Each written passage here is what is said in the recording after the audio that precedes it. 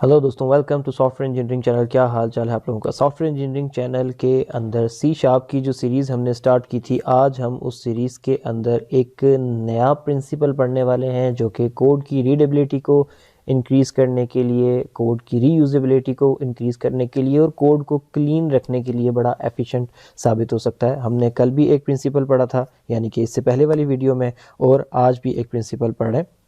तो ये छोटे छोटे प्रिंसिपल्स हैं जिनका ख्याल रखने से आपका कोड बहुत इंप्रूव हो जाता है। तो अब आप सोच रहे होंगे कि प्रिंसिपल तो हम पढ़ने जा रहे हैं, लेकिन ये सॉकेट दिखाने का क्या मकसद है।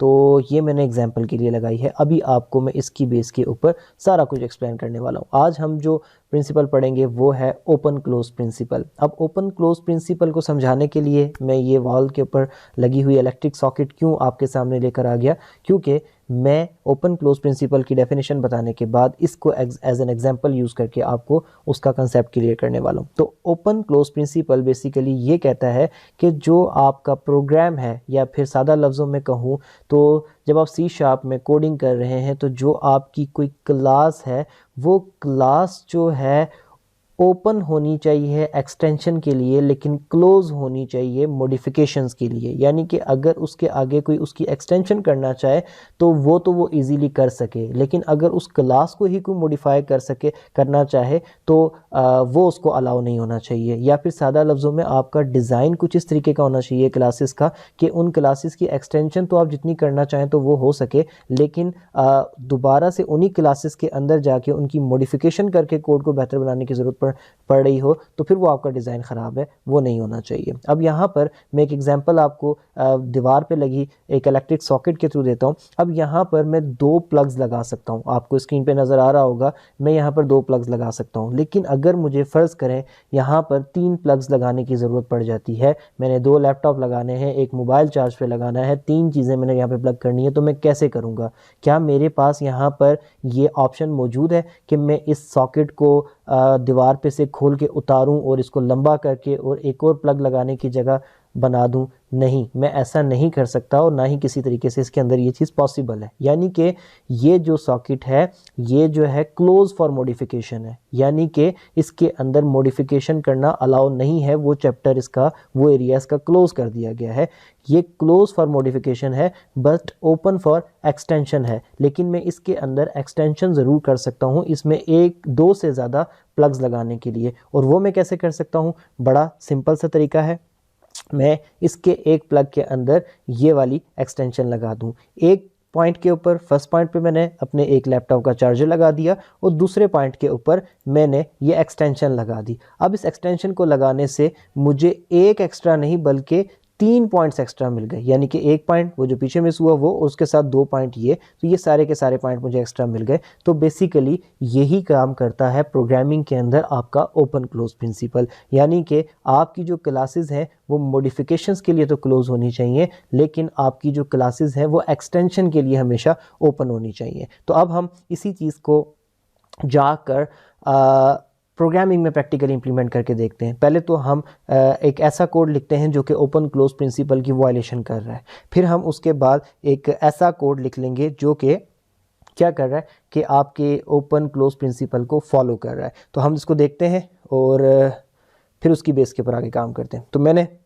अपने जेटब्रेंड राइडर्स के अंदर जो है एक सी शार्प की कंसोल एप्लीकेशन क्रिएट कर रखी है, जिसका एक program.cs का पेज आपके सामने है। तो अब मैं क्या करता हूँ, मैं आपके सामने एक सिनेरियो बना देता हूँ। हम बेसिकली कोई एक बैंक के अकाउंट्स के लिए जो है एक क्लास बनाने जा रहे हैं, और वो क्लास बेसिकली सेविंग अकाउंट की है, और उसके अंदर जो है एक मेथड है, एक फंक्शन है जो कि सेविंग अकाउंट का इंटरेस्ट रेट कैलकुलेट करके देता है। अब हमारे पास डिफरेंट किस्म के सेविंग अकाउंट्स हैं, और डिफरेंट किस्म के उसके अंदर जो है एक इंटरेस्ट लेवल्स, मतलब इंटरेस्ट रेट्स हैं। यानी कि अगर किसी का सीनियर सिटीज़न सेविंग अकाउंट है तो उसके लिए हमारा इंटरेस्ट रेट ज़्यादा है, अगर किसी का रेगुलर सेविंग अकाउंट है तो उसके लिए हमारा इंटरेस्ट रेट कम है। तो अब ये किस तरीके से हम इसको नॉर्मल वे में अगर हमें काम कोड करना पड़े तो हम कैसे करेंगे? हम प्रोजेक्ट पे जाएंगे, क्लास बनाएंगे, और क्लास का नाम रख देंगे हम सेविंग अकाउंट, और इस क्लास को बना के यहाँ पे ओपन करेंगे, और यहाँ पर हम public double calculate interest, calculate interest का एक फंक्शन बनाएंगे और इस फंक्शन को बनाने के बाद हम यहाँ पे इसमें कुछ पैरामीटर ले लेंगे। पहली बात ये कि हम पैरामीटर ले लेंगे डबल के अंदर अकाउंट बैलेंस का, और दूसरा पैरामीटर ले लेंगे स्ट्रिंग अकाउंट टाइप का। अब इसके बाद हम इसके अंदर आ जाते हैं और यहाँ पे हम लिखते हैं इफ़ अकाउंट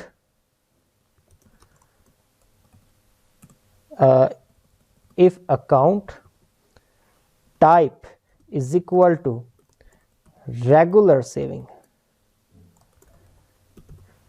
तो हम इसके अंदर आकर ये काम कर देते हैं, यहाँ पर जाके लिख देते हैं कि अगर आपका रेगुलर सेविंग अकाउंट है तो हम इसके अंदर हम यहाँ पर एक छोटा सा ना डबल के अंदर टोटल अमाउंट के नाम से एक वेरिएबल भी डिक्लेयर इनिशियलाइज कर देते हैं। अच्छा, हम अब यहाँ पर जाके क्या करते हैं, हम इसको बोलते हैं कि जो आपका अकाउंट अगर रेगुलर सेविंग अकाउंट है तो होगा क्या कि total amount is equal to आपका अकाउंट बैलेंस जो है वो मल्टीप्लाई हो जाएगा 0.2 से, यानी कि इतने से मल्टीप्लाई करके जो टोटल अमाउंट बनेगी वो आपके अकाउंट बैलेंस में चली जाएगी, ठीक है। और उसके बाद हम क्या करते हैं, लेकिन अगर आपका जो अकाउंट है,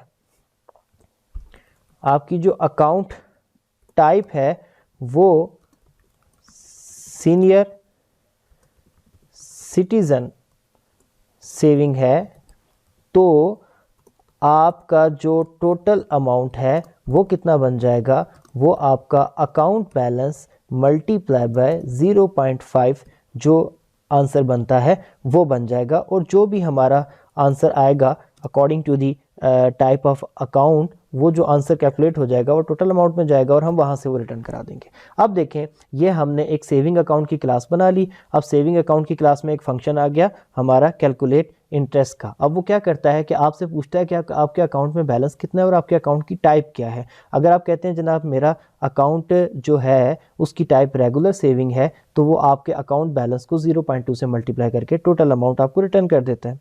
लेकिन अगर आप बोलते हैं कि आपकी account type senior citizen saving है, तो आपके अकाउंट बैलेंस को 0.5 से मल्टीप्लाई करके टोटल अमाउंट आपको रिटर्न कर देता है। तो काम तो बड़ा परफेक्ट कर रहा है। इसमें क्या मसला है, इसमें मसला ये है कि कल अब हमारे पास सेविंग अकाउंट की एक नई टाइप आ जाती है और उसके लिए हमारा इंटरेस्ट रेट जो है वो अलग है। तो हमें क्या करना पड़ेगा, हमें इस क्लास को मॉडिफाई करना पड़ेगा। मिसाल के तौर पे हमारे पास सेविंग अकाउंट की एक टाइप है रेगुलर सेविंग, दूसरी टाइप है सीनियर सिटीजन सेविंग। अब हम तीसरी टाइप निकाल देते हैं कोई मिसाल के तौर पे सैलरी सेविंग, जिसके अंदर हम इंटरेस्ट रेट 0.3 देना चाहते हैं टोटल अकाउंट बैलेंस के ऊपर। तो अब हमें क्या करना पड़ेगा, इसमें एक और एल्स इफ लगाकर सैलरी सेविंग अकाउंट की टाइप क्रिएट करके उसमें ये मॉडिफिकेशन करनी पड़ेगी। यानी कि इन अदर वर्ड, आपको हर एक नई सेविंग अकाउंट की टाइप इंट्रोड्यूस होने पे आपको इस कोड को मॉडिफाई करना पड़ेगा। तो आपने क्या किया, आपने ओपन क्लोज प्रिंसिपल की वायलेशन कर ली, यानी कि आपकी क्लास जो है वो मॉडिफिकेशन के लिए ओपन हो रही है, जबकि आपकी क्लास मॉडिफिकेशन के लिए हमेशा क्लोज होनी चाहिए और एक्सटेंशन के लिए ओपन होनी चाहिए। तो अब हम इसको ओपन क्लोज प्रिंसिपल के रूल के मुताबिक इस चीज़ को इम्प्लीमेंट करने की कोशिश करते हैं। ठीक हो गया। और उसके लिए आपको सिंपली क्या करना है कि आपने सेविंग अकाउंट की क्लास को ही यहाँ से सबसे पहले जो है ख़त्म कर देना है। इसको मैंने सेलेक्ट किया और अपने कीबोर्ड से डिलीट का बटन दबा दिया ऐसे करके, और ये डिलीट हो गई। अब मैं क्या करूँगा, अब ओपन क्लोज प्रिंसिपल को फॉलो करने के लिए मैं ऐड पे जाके क्लास पे जाके क्लास की जगह इंटरफेस बनाऊंगा आई सेविंग अकाउंट। अब मेरा एक पब्लिक इंटरफेस आई सेविंग अकाउंट तैयार है। अब मैं इसके अंदर पब्लिक डबल कैलकुलेट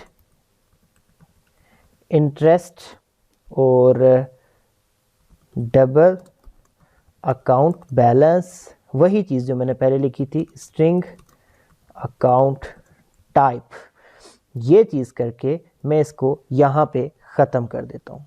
अब ये मेरी एक क्लास बन चुकी है। अब मुझे जितनी भी नई टाइप बनानी होगी सेविंग अकाउंट की, फॉर एग्जांपल मेरी सेविंग अकाउंट की एक टाइप आ जाती है सीनियर सिटीजन सेविंग अकाउंट। तो मैं इसके लिए क्या करूँगा कि मैं इस प्रोजेक्ट पे क्लिक करके ऐड करके क्लास पे जाके मैं यहाँ पर सीनियर सिटीजन सेविंग अकाउंट के नाम से एक क्लास बनाऊंगा। अब जैसे ही मैंने ये क्लास बना ली तो मैं इसका जो पेरेंट है वो मैं आई सेविंग अकाउंट को बना दूंगा।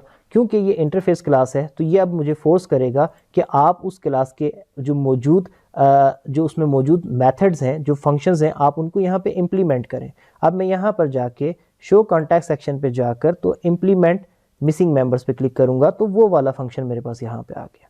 अब मैंने सिंपली क्या करना है कि अकाउंट बैलेंस को लेकर जो इस अकाउंट टाइप का जो आपका इंटरेस्ट रेट है उससे मल्टीप्लाई करके वैल्यू रिटर्न कर देनी है। तो मैंने क्या किया कि अब बेसिकली मैंने मेथड फॉलो कर लिया, कौन सा वाला, ओपन क्लोज प्रिंसिपल का। यानी कि मैं यहाँ पे क्या कर रहा हूँ, बड़ा सिंपल वे में मैं काम कर रहा हूँ कि जब भी मेरी एक सेविंग अकाउंट की नई टाइप इंट्रोड्यूस होगी तो बजाय इसके कि मैं सेविंग अकाउंट की क्लास को जाकर उसके कोड को मॉडिफाई करके एक और एल्स इफ ऐड करूँ, मैं उस सेविंग अकाउंट की नई टाइप के लिए एक नई क्लास बना दूंगा और उसका पेरेंट अपने इंटरफेस सेविंग अकाउंट को बना दूंगा। तो उस इंटरफेस सेविंग अकाउंट का जो फंक्शन है, जो मेथड है, वो मुझे इसमें मिल जाएगा और उसकी इम्प्लीमेंटेशन मैं यहाँ पर इस क्लास के हिसाब से कर लूँगा। ठीक है। और अगर आपको इसी मेथड को फॉलो करना है तो आप ये चीज़ भी कर सकते हैं कि अब आपको ये टाइप देने की कोई ज़रूरत नहीं है। इससे आपका एक पैरामीटर भी अब यहाँ पे कम हो गया। और आपको क्यों देने की ज़रूरत नहीं है,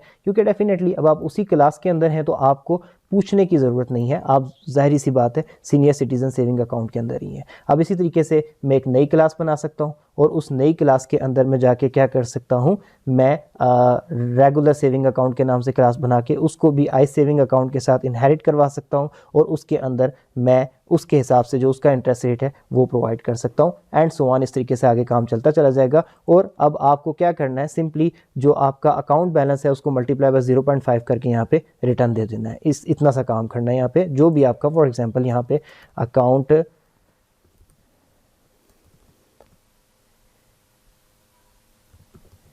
बैलेंस मल्टीप्लाई बाय 0.5, ठीक है। और अब आप इसको यहाँ से रिटर्न दे देंगे एंड सो ऑन। जितने भी आप बनाएंगे इस तरीके से बना सकते हैं। तो अब आप देखें यहाँ पे हमने दो चीज़ें कर ली। पहली बात ये कि अब हमारा जो पैटर्न फॉलो हो रहा है ये क्लोज फॉर मॉडिफिकेशन है बट ओपन फॉर एक्सटेंशन है, पॉइंट नंबर 1। और दूसरी बात ये कि जब हमने इस ओपन क्लोज प्रिंसिपल को फॉलो किया तो हमारा एक प्रिंसिपल और फॉलो हो गया। वो क्या है, सिंगल रिस्पॉन्सिबिलिटी प्रिंसिपल। यानी कि पहले जो हमने पैटर्न फॉलो किया था उस वक्त हमारे पास सेविंग अकाउंट के पास बहुत सारी रिस्पॉन्सिबिलिटीज़ थी। वो हमारा सीनियर सिटीजन सेविंग अकाउंट का इंटरेस्ट भी कैलकुलेट कर रहा था, वो हमारे पास रेगुलर सेविंग अकाउंट का इंटरेस्ट भी कैलकुलेट कर रहा था और वो आने वाली हर टाइप का इंटरेस्ट वही कैलकुलेट कर रहा था।